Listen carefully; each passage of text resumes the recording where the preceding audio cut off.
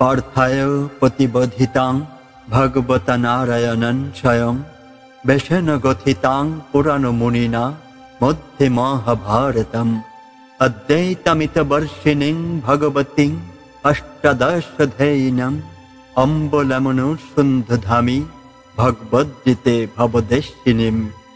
শ্রীমদ্ ভগবদ গীতার এই প্রণামী মন্ত্র দিয়ে আজকের পাঠ শুরু করছে। প্রিয় শ্রোতারা, আপনারা সবাই জানেন শ্রীমদ্ ভগবদ গীতা শুধু একটি গ্রন্থই নয়, এটা জীবন পাল্টে দেওয়ার শক্তি। যখন মনের মধ্যে দুঃখ আসে, সংকট আসে, যখন নিজেকে ছোট মনে হয়, যখন মনে হয় জীবন অন্ধকারে ডুবে যাচ্ছে, তখন এই গীতাই আলোর দিশা দেয়। এই গীতা হাজার হাজার বছর ধরে শুধু ভারতেই নয়, সারা বিশ্বে মানুষকে শক্তি, শান্তি আর সত্যের পথ দেখিয়ে আসছে। আজ আমরা শুরু করব গীতার ৪র্থ অধ্যায়, জ্ঞান কর্ম সন্ন্যাস যোগ। এই অধ্যায়ে ভগবান শ্রীকৃষ্ণ স্বয়ং বোঝাচ্ছেন কিভাবে জ্ঞানের মাধ্যমে আমাদের জীবন থেকে অজ্ঞান, পাপ আর সংকট দূর করা যায়। এই অধ্যায়ের প্রতিটি শ্লোক যেন হৃদয়ের অন্ধকার দূর করার জন্য আলোক রশ্মি। বিশ্বাস করুন, যদি মন থেকে আপনি এই শ্লোকগুলো একটু একটু করে উপলব্ধি করেন, তাহলে জীবনের বড় বড় দুঃখ তুচ্ছ হয়ে যাবে। তাই আপনাদের অনুরোধ করব, এই ভিডিওটা মনোযোগ দিয়ে শুনুন। শ্রীকৃষ্ণের এই অমৃত বাণী শুধু কানেই নয়, হৃদয়ে প্রবেশ করুক। আর যদি ভিডিওটি ভালো লাগে, যদি গীতার এই পবিত্র শব্দ আপনার মন ছুঁয়ে যায়, তাহলে কমেন্ট বক্সে লিখে জানাবেন। লিখবেন জয় শ্রীকৃষ্ণ অথবা গীতা আমার জীবন দিশা, যাতে আরো মানুষ এই গীতার শক্তি অনুভব করতে পারে। আপনার ছোট্ট এক লাইন কমেন্টই হয়তো কারো মনোবল ফিরিয়ে দিতে পারে। তো চলুন আজকের এই গীতার মহিমায় ভরা পাঠ শুরু করি। গীতার ৪র্থ অধ্যায়ের প্রথম শ্লোকটি হল, শ্রী ভগবান উবাচ ইমাম বিবশ্যতে জগম প্রক্তবান অহম অব্যয়ম বিবস্বান মানবে প্রাহ মনু ইক্ষবাকবে অব্রবীত। শ্রী ভগবান বললেন, এই অবিনশ্বর যোগ অর্থাৎ জ্ঞান আমি সূর্যদেব বিবস্বানকে প্রথমে উপদেশ দিয়েছিলাম। বিবস্বান তা মনুকে বলেছিলেন এবং মনু তা ইক্ষবাকুকে শিক্ষা দিয়েছিলেন। এখানে কৃষ্ণ জানাচ্ছেন যে গীতা বা যোগশাস্ত্র কোনো নতুন জ্ঞান নয়, এটি বহু প্রাচীন। সূর্যদেব বিবস্বান থেকে শুরু করে মনু ও রাজা ইক্ষবাকু, এইভাবে রাজর্ষিদের মধ্যে এই জ্ঞান প্রচারিত হয়েছে। উদ্দেশ্য ছিল রাজাদের মাধ্যমে প্রজাদের কল্যাণ, অর্থাৎ আত্মজ্ঞানের এই শিক্ষা সার্বজনীন, শুধু সন্ন্যাসীদের নয়। এবং পরম্পরা প্রাপ্তম ইমাম রাজর্ষয় বিদু সকালেন ইহ মহতা যোগ নষ্ট পরন্তপ। এইভাবে পরস্পরাগত ভাবে রাজর্ষিরা এই জ্ঞান লাভ করেছিল। কিন্তু হে শত্রুনাশক, সময়ের প্রভাবে সেই যোগ জ্ঞান বিলুপ্ত হয়ে গেছে। কৃষ্ণ বলছেন, যে যুগের সঙ্গে সঙ্গে এই সত্য জ্ঞান লুপ্ত হয়ে যায়, কারণ লোকেরা অধার্মিক হয়ে পড়ে, তাই যুগে যুগে ঈশ্বরকে তা পুনরায় প্রচার করতে হয়। এই শ্লোক বোঝায় যে জ্ঞান যত প্রাচীনই হোক, তা রক্ষা না করলে হারিয়ে যায়। স এব অয়ম ময়া তে অদ্য যোগ প্রক্ত পুরাতন ভক্ত সীমে শোখা চৈতি রহস্যমহি এতত উত্তমম। আজ আমি তোমাকে এই প্রাচীন যোগ বলছি, কারণ তুমি আমার ভক্ত ও বন্ধু। কারণ এই সর্বোত্তম রহস্য শুধুমাত্র প্রিয়জনদেরই বলা হয়। কৃষ্ণ অর্জুনকে এই জ্ঞান দিচ্ছেন, কারণ অর্জুন শুধু যোদ্ধাই নয়, ভগবানের সৎ ভক্ত ও সখা। এই শ্লোক থেকে বোঝা যায় যে আত্মজ্ঞান শুধু বুদ্ধি দিয়ে নয়, ভক্তি ও সম্পর্কের মাধ্যমে উপলব্ধ হয়। অর্জুন উবাচ অপারম ভবত জন্ম পরম জন্ম বিবশ্যত কথাম এতত বিজিনিয়াম তমা ঔদপক্ত বানৈতে। অর্জুন বললেন, আপনার জন্ম তো সাম্প্রতিক, আর সূর্যদেব বিবস্বানের জন্ম তো অনেক প্রাচীন। তাহলে আপনি কিভাবে প্রথমে তাকে এই জ্ঞান উপদেশ দিয়েছিলেন?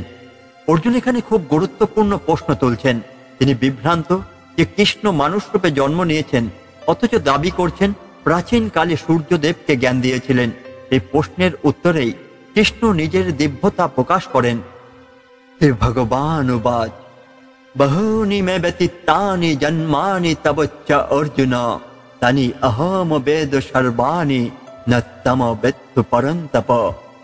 শ্রী ভগবান বললেন, হে অর্জুন, তুমিও বহু জন্ম নিয়েছ এবং আমিও, কিন্তু আমি সেই সব জন্ম জানি, তুমি জানো না, হে শত্রুনাশক। এখানে কৃষ্ণ তার অবতারত্ব বোঝাচ্ছেন। ঈশ্বর বহুবার জন্মগ্রহণ করেন, কিন্তু তার জন্ম জ্ঞান চিরস্থায়ী থাকে। সাধারণ জীব যেমন জন্ম মৃত্যুর চক্রে ভুলে যায়, ঈশ্বর তা ভুলে যান না। এই শ্লোক গীতার গুরুত্বপূর্ণ তত্ত্ব। ঈশ্বরের জন্ম অজন্মা অর্থাৎ দিব্য। अज अपि शन अव्ययात्मा भूता नाम ঈশ্বর अपि शन প্রকৃতিম সমধিষ্ঠায় সম্ভবামি আত্মায়া। যদিও আমি অজন্মা অর্থাৎ জন্মরহিত, অবিনশ্বর আত্মা এবং সমস্ত জীবের ঈশ্বর, তবু আমি আমার নিজের যোগ মায়ার দ্বারা আমার স্বশক্তি নিয়ন্ত্রণ করে অবতীর্ণ হই। ভগবান স্পষ্ট করে দিচ্ছেন, তার জন্ম আমাদের মতো নয়। তিনি মায়ার দ্বারা নিজের ইচ্ছায় দেহ ধারণ করেন। তাই ঈশ্বরের অবতার হওয়া দিব্য জন্ম। এটা সাধারণ মানুষের জন্মের মতো কর্মফল নির্ভর নয়। যদা যদা হি ধর্মস্য গ্লানি ভবতি ভারত অভ্যুত্থানম অধর্মস্য তদা আত্মনাম সৃজাম্যহম।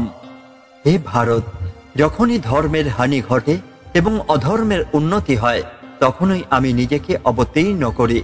এই শ্লোক গীতার সবচেয়ে বিখ্যাত শ্লোকগুলোর একটি। কৃষ্ণ বলছেন, যখন পৃথিবীতে অধর্ম বাড়ে, তখন ঈশ্বর অবতীর্ণ হন ধর্ম প্রতিষ্ঠার জন্য। এই নীতি অবতারবাদ। এই শ্লোকের মাধ্যমে কৃষ্ণ তার ভূমিকা স্পষ্ট করছেন। তিনি শুধু বন্ধুরূপ নয়, তিনি যুগে যুগে অবতার হন মানব কল্যাণের জন্য। পরিত্রাণায় সাধুনাম বিনাশায় চ দুষ্কৃতাম ধর্ম সংস্থাপনার্থায় সম্ভবামি যুগে যুগে। সাধুজনদের রক্ষা করার জন্য, দুষ্টদের বিনাশ করার জন্য এবং ধর্মকে প্রতিষ্ঠা করার জন্য আমি যুগে যুগে আবির্ভূত হই। এই শ্লোক অবতারের উদ্দেশ্য স্পষ্ট করে। ঈশ্বর শুধু জ্ঞানদাতা নন, তিনি কর্মও করেন। সাধুজনকে রক্ষা, দুষ্টের দমন এবং ধর্ম পুনঃপ্রতিষ্ঠাই তার লক্ষ্য। এই যুগে যুগে কথার মানে, যখনই সমাজে ভারসাম্য নষ্ট হয়, তখন ঈশ্বর নিজে ধরাধামে অবতরণ করেন। তাই গীতার এই শিক্ষা শুধু আধ্যাত্মিক নয়, সামাজিক ও নৈতিক উন্নয়নের বার্তাও দেয়। জন্ম কর্ম চ মে দিব্যম এবাম য বেত্তি তত্তত ত্যক্ততা বা দেহম পুনঃ জন্ম ন এতি মাম এতিশ অর্জুন। হে অর্জুন, যে ব্যক্তি আমার এই দিব্য জন্ম ও কর্মকে সত্যভাবে অর্থাৎ তত্ত্বগতভাবে জানে, সে শরীর ত্যাগ করার পরে পুনর্জন্ম লাভই করে না, সে আমার কাছেই আসে। এখানে কৃষ্ণ জানাচ্ছেন, শুধু ভক্তি করলেই নয়, ঈশ্বরের প্রকৃত স্বরূপ ও অবতারের উদ্দেশ্য বুঝলে তত্ত্বজ্ঞান সহকারে মানুষ জন্ম মৃত্যু চক্র থেকে মুক্ত হয়। দেহত্যাগের পর তাকে আর মর্তে জন্ম নিতেই হয় না, সে সরাসরি কৃষ্ণ লোকে যায়। এই শ্লোক মোক্ষের প্রতিশ্রুতি দেয়। ঈশ্বরের জ্ঞান ও ভক্তি এই দুই মুক্তির পথ। বিতরাগ ভয় ক্রোধা মত মায়া মাম উপাশ্রিতা বহব জ্ঞান তপস্যা কুতা মদ ভাব মাগতা। যারা আসক্তি, ভয় ও ক্রোধ থেকে মুক্ত হয়েছে, যারা আমার মধ্যে মন একাগ্র করেছে এবং আমার আশ্রয় নিয়েছে, তারা জ্ঞানত পশ্চাৎ দ্বারা শুদ্ধ হয়ে আমার অবস্থানেই পৌঁছেছে। এখানে কৃষ্ণ জানাচ্ছেন যে অনেক সাধক এর আগে তার অবস্থানে অর্থাৎ মোক্ষ বা কৃষ্ণ লোকে পৌঁছেছেন। তবে শর্ত আছে, আসক্তি অর্থাৎ রাগ, ভয় ও ক্রোধ থেকে মুক্ত হতে হবে। শুধু ভক্তি নয়, ভেতরের আত্মশুদ্ধি, জ্ঞানত বসা প্রয়োজন। ঈশ্বর প্রাপ্তি মানে শুধুমাত্র পরলোকের কথা নয়, এই জীবনে মনকে ঈশ্বরের পথে স্থিত করাও মূল বিষয়। এই শ্লোক ভক্তির সঙ্গে নিয়ন্ত্রণ ও জ্ঞানত পশ্চার যোগফল বোঝায়। ये यथा मम प्रपद्यन्ते तान् तथा एव भजामि हम मम वर्त्म अनुवर्तन्ते মনুষ্য পার্থ সর্বশ। হে পার্থ, যারা যেমন ভাবে আমার শরণ নেয়, আমি তেমনি তাদের প্রতি সাড়া দিই। মানুষ সর্বপ্রকারে আমার পথে অনুসরণ করে। এটি গীতার অন্যতম বিখ্যাত শ্লোক। কৃষ্ণ এখানে সর্বধর্ম সমন্বয়ের মূল নীতি বলছেন। মানুষ যেভাবে ঈশ্বরের কাছে আসে, ঈশ্বরও সেভাবেই প্রতিফলন দেন। ভক্তি ভাবে আসলে ভক্তি রূপে সারা, জ্ঞান যোগে আসলে জ্ঞানের রূপে সারা। তাই গীতা কোনো এক পথে বাধা নয়, সব পথই শেষ পর্যন্ত ঈশ্বরের দিকেই নিয়ে যায়। এটি খুবই উদার ভাবনা, যেখানে সব ধর্ম ও যোগ পথ স্বীকৃত। কাঙ্ক্ষন্ত কর্ম নাম সিদ্ধিম যজন্তে ইহ দেবতা ক্ষিপ্রম হি মানুষে লোকে সিদ্ধি ভবতি কর্মজা। এই পৃথিবীতে মানুষ যারা কর্মের ফল চায় তারা দেবতাদের পূজা করে, কারণ কর্মফল এখানে দ্রুতই লাভ হয়। এখানে কৃষ্ণ বলেন, যারা ইহলোকে তাৎক্ষণিক ফল চায় তারা দেব পূজা করে, কারণ দেবতা ইন্দ্র, বরুণ, অগ্নি ইত্যাদি কর্মফল দ্রুত দেন, কিন্তু এটি চিরস্থায়ী মুক্তি দেয় না। কৃষ্ণ যেন ইঙ্গিত দেন দেব পূজা সাময়িক ফলের জন্য, কিন্তু চূড়ান্ত মুক্তির জন্য ভগবানের শরণই শ্রেষ্ঠ। চতুর্বর্ণম ময়া সৃষ্টম গুণ কর্ম বিভাগশ তস্য কর্তারম অপি মাম বিদ্ধি অকর্তারম অব্যয়ম। চার বর্ণ ব্রাহ্মণ, ক্ষত্রিয়, বৈশ্য, শূদ্র আমি গুণ ও কর্মভেদে সৃষ্টি করেছি। যদিও আমি এই সৃষ্টির কারণ, তবু আমি অবিনশ্বর অক্রিয়। এখানে কৃষ্ণ স্পষ্ট বলেন, বর্ণভেদ জন্মের নয়, গুণ, স্বভাব ও কর্ম কার্য অনুসারে। এই শ্লোক গীতার সামাজিক দর্শনের মূল। ঈশ্বর সবাইকে সৃষ্টি করেছেন, কিন্তু তিনি নিজে কর্মফলে আবদ্ধই নন। আধুনিক অর্থে এই শ্লোক সমাজের ভূমিকা অনুযায়ী শ্রেণী বিভাগ বোঝায়, কিন্তু তা জন্মভিত্তিক নয়। না মম কর্মাণি লিষ্পন্তি ন মে কর্ম ফলে স্পৃহা ইতি মমজ্জ অভিজানাতি কর্মভীনস্য বদ্ধতে। কর্ম আমাকে আবদ্ধ করতে পারে না এবং আমার কর্মফলে আকাঙ্ক্ষাও নেই। যে ব্যক্তি সত্যটি জানে সে কর্মে আবদ্ধই হয় না। কৃষ্ণ বলেন, ঈশ্বর কর্ম করেন কিন্তু নিঃস্বার্থভাবে, ফলের প্রতি আকাঙ্ক্ষা ছাড়াই। এই তত্ত্ব সাধারণ মানুষকে শিক্ষা দেয়। যদি কেউ নিজের কর্তব্য কর্ম ফলাকাঙ্ক্ষা ছাড়া করে তবে সে কর্ম বন্ধনে আবদ্ধই হয় না। এটি নিষ্কাম কর্মযোগ বা গীতার কেন্দ্রীয় শিক্ষা। এবং গত্যাকৃতাম কর্ম পূর্বে অপি মুমুক্ষুবে কুরু কর্ম এব তস্মাৎ তম পূর্বেই পূর্বতম কিতাম। এইভাবেই জেনে পূর্বে মুক্তি ইচ্ছুক মনীষীরাও কর্ম করতেন, তাই তুমিও পূর্বপুরুষদের মতো কর্তব্য কর্ম সম্পাদন করো। শেষে কৃষ্ণ অর্জুনকে নির্দেশ দিচ্ছেন, জ্ঞান লাভ করে কর্ম না ছেড়ে বরং কর্তব্য পালন করতে হবে। প্রাচীন ঋষিরাও এমনই করতেন। এই শ্লোক বুঝিয়ে দেয় যে গীতার দর্শনে জ্ঞান ও কর্ম বিচ্ছিন্ন নয়। জ্ঞানী মানুষও কর্ম করেন, তবে নিষ্কাম ভাবে। কিমা কর্ম কিমা অকর্ম ইতি কবয় অপি অত্র মহিতা তততে কর্ম পবক্ষামি যত জ্ঞাতামক্ষসে অশুভাত। কর্ম কি এবং অকর্ম কি এই নিয়েও জ্ঞানীগণ বিভ্রান্ত হন, তাই আমি তোমাকে সেই কর্মের তত্ত্ব বলবো যা জেনে তুমি অশুভ অর্থাৎ বন্ধন থেকে মুক্ত হবে। এখানে কৃষ্ণ বুঝিয়ে দিচ্ছেন যে সত্যিকারের কর্ম জ্ঞান গভীর বিষয়। সাধারণ মানুষ তো বটেই, বড় জ্ঞানীগণ কর্ম ও অকর্মের পার্থক্যে বিভ্রান্ত হন। কারণ কোনো কাজ বাইরের দৃষ্টিতে কর্ম, কিন্তু ভেতরে সেটি অকর্ম, অর্থাৎ মুক্তির পথ। এই শ্লোকের মাধ্যমে কৃষ্ণ অর্জুনকে প্রস্তুত করছেন গভীর কর্মযোগের গূঢ় তত্ত্ব শুনতে। কর্মাণি হি অপি বদ্ধব্যাম চ বিকর্মণ অকর্মণ চ বদ্ধব্যাম গহনা কর্মণ গতি। কর্ম কি, বিকর্ম কি এবং অকর্ম কি তা বোঝার প্রয়োজন, কারণ কর্মের গতি খুবই গভীর ও জটিল।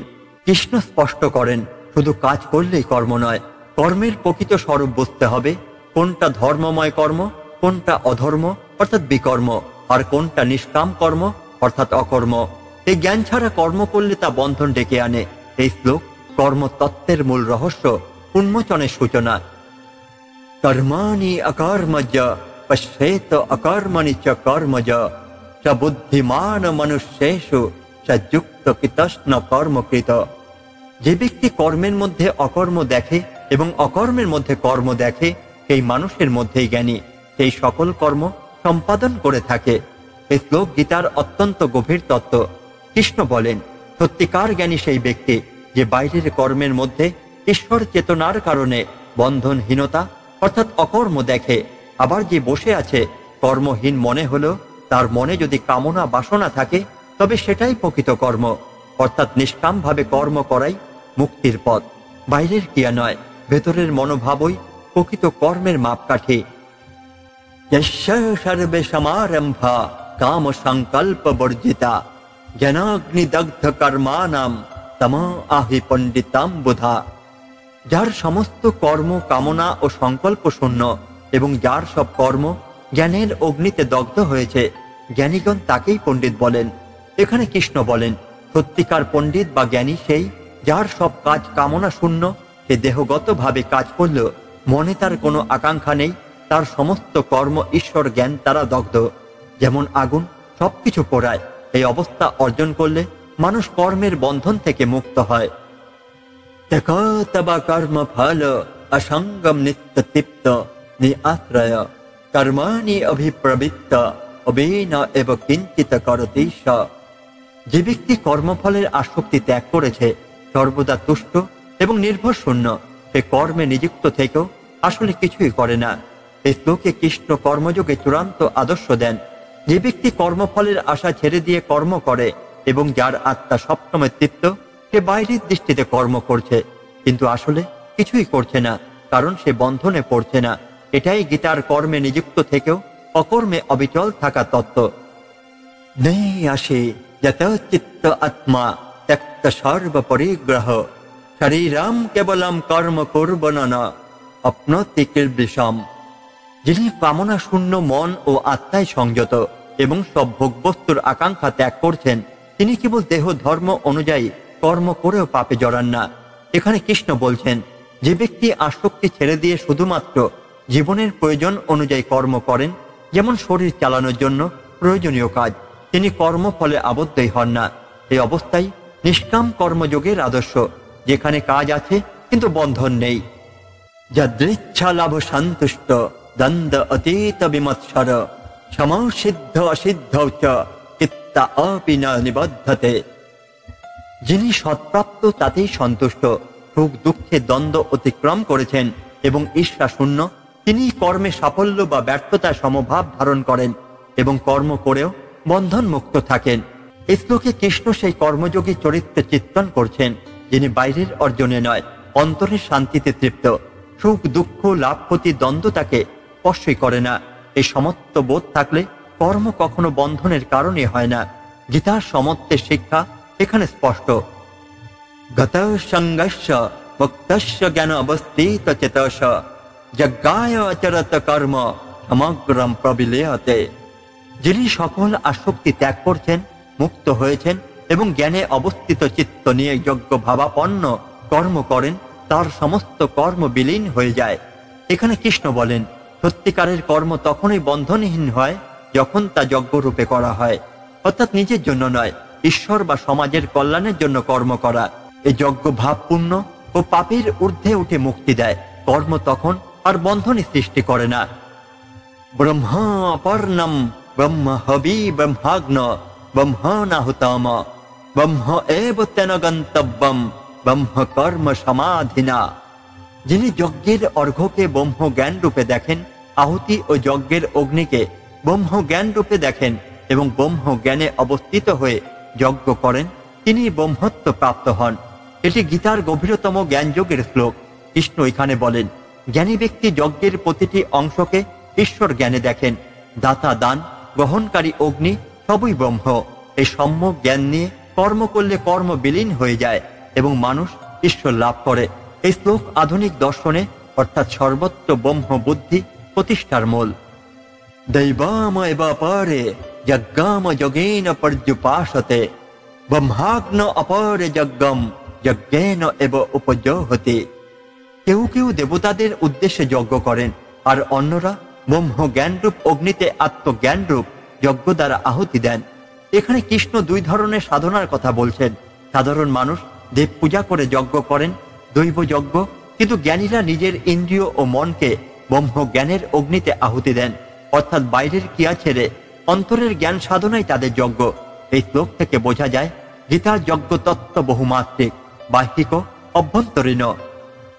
শ্রোত্রাদিনী ইন্দ্রিয়ানি অন্য সংযম অগ্নিষু জুহতি শব্দাদীন বিষয়ান অন্য ইন্দ্রিয় অগ্নিষু জুহতি।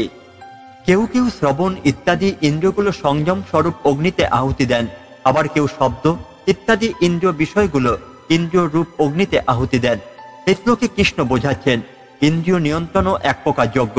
কেউ ইন্দ্রিয়গুলো সংযম করে দমন করেন, অর্থাৎ ইন্দ্রিয় যজ্ঞ, আবার কেউ ইন্দ্রিয় বিষয় ভোগের মধ্য দিয়েও নিয়ন্ত্রণ ও সমর্পণ করেন, অর্থাৎ সংযম এবং সঠিক ব্যবহার দুটোই সাধনার পথ। সর্বাণি ইন্দ্রিয় কর্মাণি প্রাণ কর্মাণি চ পরে আত্মসংযম যোগগ্ন জুহতি জ্ঞানদীপিতে। অন্যান্যরা সব ইন্দ্রিয়ের ক্রিয়া ও প্রাণের ক্রিয়াগুলো আত্মসংযম যোগের অগ্নিতে জ্ঞান দ্বারা প্রজ্বলিত করে আহুতি দেন। এখানে কৃষ্ণ বলছেন আরো উচ্চ স্তরের সাধকরা সব ইন্দ্রিয়ের কর্ম এবং শ্বাস প্রশ্বাস অর্থাৎ প্রাণকেও আত্মসংযম রূপ অগ্নিতে আহুতি দেন। তাদের সাধনা মন ও প্রাণ নিয়ন্ত্রণের মধ্যে কেন্দ্রীভূত এবং জ্ঞান তাদের সাধনার আলো। দ্রব্য যজ্ঞা তপযজ্ঞা যোগ যজ্ঞা তথা অপরে শ্রদ্ধায় জ্ঞান যজ্ঞা যজায় সংসিত ব্রতা। কেউ দ্রব্যযজ্ঞ অর্থাৎ বস্তু দান করেন, কেউ তপস্যার মাধ্যমে যজ্ঞ করেন, কেউ যোগ সাধনা করেন, আবার কেউ সাধ্যায় অর্থাৎ শাস্ত্র পাঠ এবং জ্ঞান চর্চার মাধ্যমে যজ্ঞ করেন। এরা সবাই কঠোর ব্রত পালনের দ্বারা নিয়োজিত। এখানে কৃষ্ণ যজ্ঞের বিভিন্ন রূপ দেখান। কেউ ধন সম্পদ দান করেন অর্থাৎ দ্রব্যযজ্ঞ, কেউ শরীর ও মনকে তপস্যায় নিয়োজিত করেন অর্থাৎ তপযজ্ঞ, কেউ যোগ সাধনা করেন অর্থাৎ যোগযজ্ঞ, কেউ শাস্ত্র পাঠ এবং জ্ঞান চর্চা করেন যেটা হলো জ্ঞাযজ্ঞ। সবই যজ্ঞের পথ যদি তা নিষ্কাম ভাবে করা হয়। अपाने जुहति प्राणो भी प्राणे अपानम तथा परे प्राण अपान गति वृद्ध प्राणायाम परायणा अपर नियत आहारा प्राणान प्राणेषु जुहति। আরো কিছু সাধক প্রাণ এবং অপান বায়ুকে একে অপরের মধ্যে নিবদ্ধ করেন। প্রাণ এবং অপানের গতি নিয়ন্ত্রণ করে প্রাণায়াম সাধনায় নিয়োজিত থাকেন। অন্যেরা নিয়মিত আহার করে অপঞ্চরূপ প্রাণগুলিকে প্রাণের মধ্যেই আহুতি দেন। এখানে কৃষ্ণ প্রাণায়াম যজ্ঞের কথা বলছেন। সাধকরা শ্বাস প্রশ্বাস নিয়ন্ত্রণের মাধ্যমে প্রাণ বায়ুর গতিকে সংযত করেন। এটি হঠযোগ এবং রাজযোগ সাধকের পথ। অন্য সাধকরা নিয়মিত আহার করেন এবং জীবনের প্রাকৃতিক প্রক্রিয়াকেও যজ্ঞ রূপে দেখেন।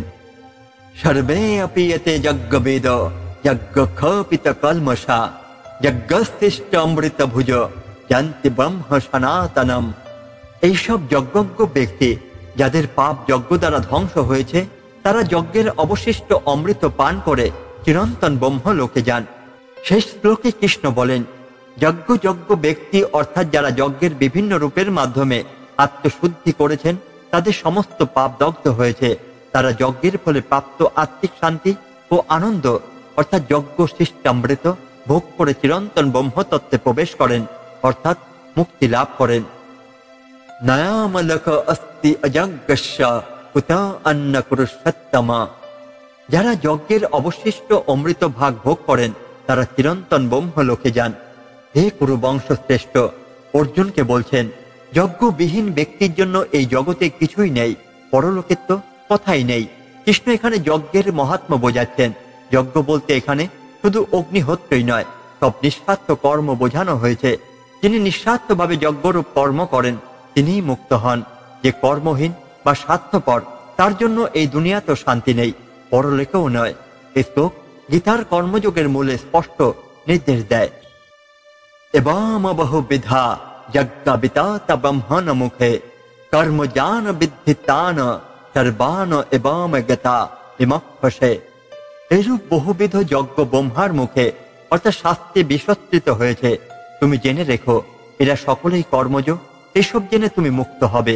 কৃষ্ণ বলেন, শাস্ত্রে নানা ধরনের যজ্ঞের কথা বলা আছে, দান যজ্ঞ, তপস্যা যজ্ঞ, জ্ঞান যজ্ঞ ইত্যাদি। এগুলো সবই কর্মের মাধ্যম, কিন্তু যখন এই কর্ম জ্ঞান শহীদ হয়ে যজ্ঞ রূপে করা হয় তখন এই মুক্তির পথ খুলে যায়। কাজেই সঠিক জ্ঞান সহ কর্মই মুক্তির মাধ্যম।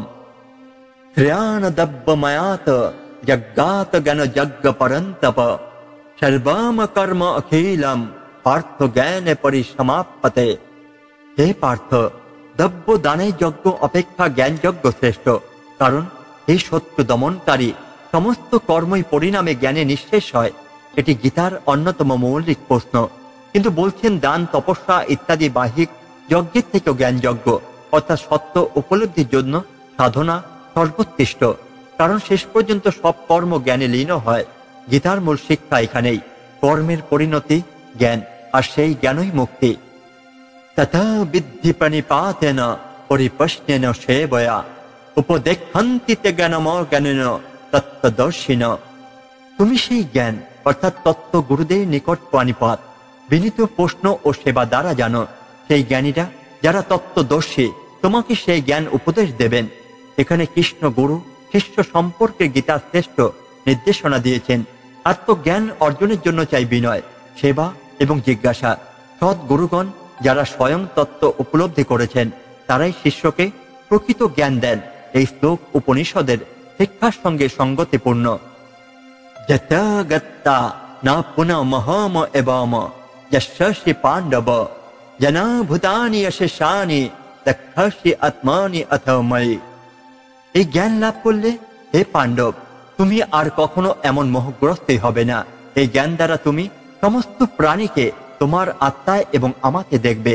এখানে কৃষ্ণ বলছেন, আত্মজ্ঞান লাভ করলে মোহ অর্থাৎ ভ্রম দূর হয়ে যায়। তখন মানুষ বুঝতে পারে যে সমস্ত জীবই আত্মার অভিন্ন অংশ এবং সেই আত্মা পরমেশ্বরের মধ্যে এক। এই জ্ঞানই গীতার মূল। সমস্ত বিশ্বকে ঈশ্বরের প্রকাশ হিসেবে দেখা। এই অভিজ্ঞতা অর্জনের পর আর ভেদ বুদ্ধি বা মোহই থাকে না। অপিচেত আসে পাপেভ্য সর্বেভ্য পাপ কীর্তম সর্বাম জ্ঞান প্লবেন এব ব্রিজেনম সন্তরিষ্যসে। যদিও তুমি সমস্ত পাপীদের মধ্যে শ্রেষ্ঠ পাপী হও, তথাপি সেই সমস্ত পাপ সমূহকে তুমি জ্ঞানের নৌকা দ্বারা পার হয়ে যেতে পারবে। এখানে কৃষ্ণ বলছেন, জ্ঞান এত শক্তিশালী যে সবচেয়ে বড় পাপীও যদি জ্ঞান অর্জন করে সে মুক্তি পেতে পারে। জ্ঞান যেন এক নৌকা যা সব পাপরূপ দুর্দশা সাগর পার করিয়ে দেয়। গীতার করুণাময় ও ক্ষমা প্রসূত এই ঘোষণা বহু মানুষের আশা দিয়েছে। যথা ধ্যাংসে সমিদ্ধ অগ্নি ভস্মসাৎ কুরুতে অর্জুন জ্ঞানাগ্নি সর্বকর্মাণি ভস্মসাৎ কুরুতে তথা। হে অর্জুন, যেমন দহনের জন্য উত্তপ্ত অগ্নি ইন্ধন সমূহকে ভস্ম করে দেয়, তেমনই জ্ঞানের অগ্নি সমস্ত কর্ম অর্থাৎ পাপ পুণ্য ভস্ম করে দেয়। এই শ্লোকে কৃষ্ণ জ্ঞানের কার্যক্ষমতা বোঝাতে অগ্নির উপমা দিয়েছেন। যেমন আগুন সবকিছু পুড়িয়ে ছাই করে, ঠিক তেমনি আত্মজ্ঞান সমস্ত পাপ অজ্ঞতা এবং কর্মফলকেও ভস্ম করে দেয়। জ্ঞানই চূড়ান্ত শুদ্ধিকরণ।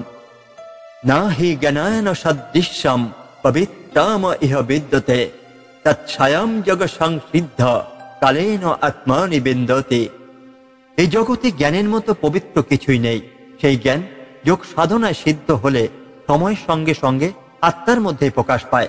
কৃষ্ণ বলছেন, সমস্ত সাধনার মধ্যে জ্ঞানই সর্বোচ্চ এবং সর্বাপেক্ষা পবিত্র। তবে এই জ্ঞান হঠাৎ আসে না, এটি ধৈর্য ও সাধনার মাধ্যমে ধীরে ধীরে হৃদয়ে উদিত হয়। যারা যোগের পথে এগোয় তাদের অন্তরে সেই জ্ঞান একসময় উদ্ভাসিত হয়। শ্রদ্ধাবান লভতে জ্ঞানাম তৎপর সংযত ইন্দ্রিয় জ্ঞানাম লভৎবা পরাম শান্তিম অচিরেণ অধিগচ্ছতে। যিনি শ্রদ্ধাশীল, যিনি সাধনায় নিয়োজিত এবং যিনি ইন্দ্রিয় সংযমী, তিনিই জ্ঞান লাভ করেন।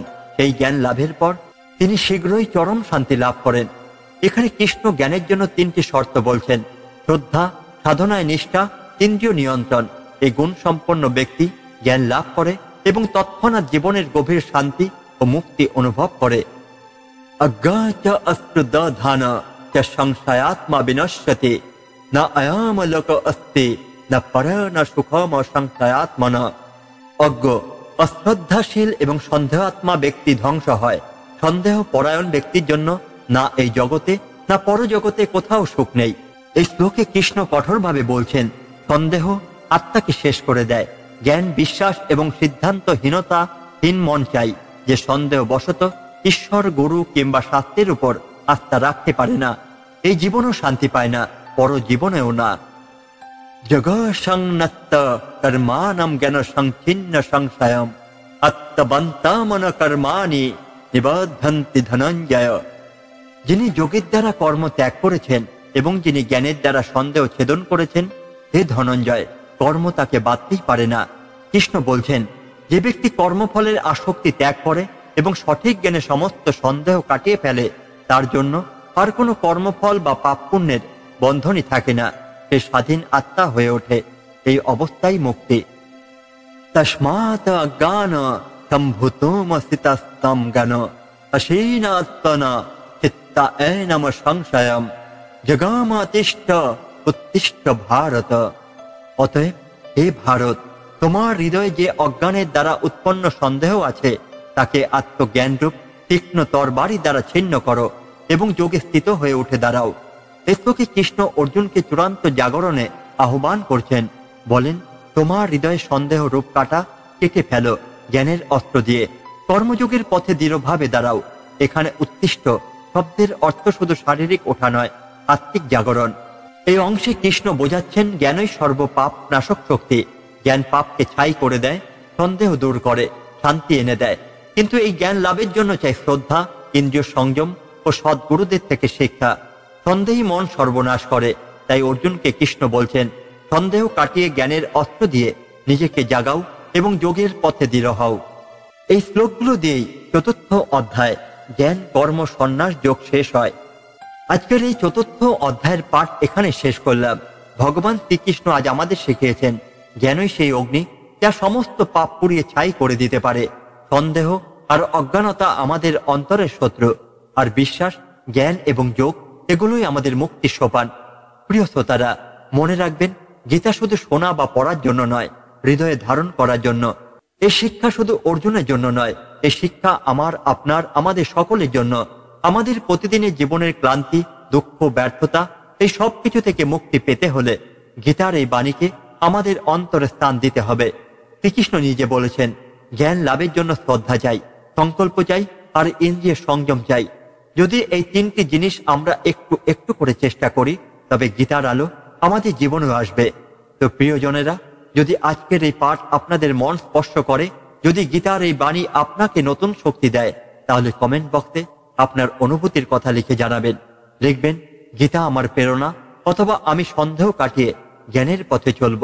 আপনার এই ছোট্ট মন্তব্য হয়তো কারো মনের অন্ধকার দূর করতে পারে। আর চ্যানেলটি যদি ভালো লাগে, গীতার এই বাণী আরো মানুষের কাছে পৌঁছাক, তাহলে শেয়ার করবেন, সাবস্ক্রাইব করবেন। আমরা সবাই মিলে গীতার এই অমৃত বাণীকে আমাদের জীবনের অংশ করে তুলব। শেষে আবারও বলি, জয় শ্রীকৃষ্ণ, জয় শ্রীমদ্ ভগবদ গীতা। পরবর্তী অধ্যায়ে আবার দেখা হবে নতুন আলো, নতুন শিক্ষা নিয়ে। সবাই সুস্থ থাকুন, ভগবানের আশীর্বাদে শান্ত থাকুন। বিদায়, পরম প্রণাম ও ভালোবাসা রইল।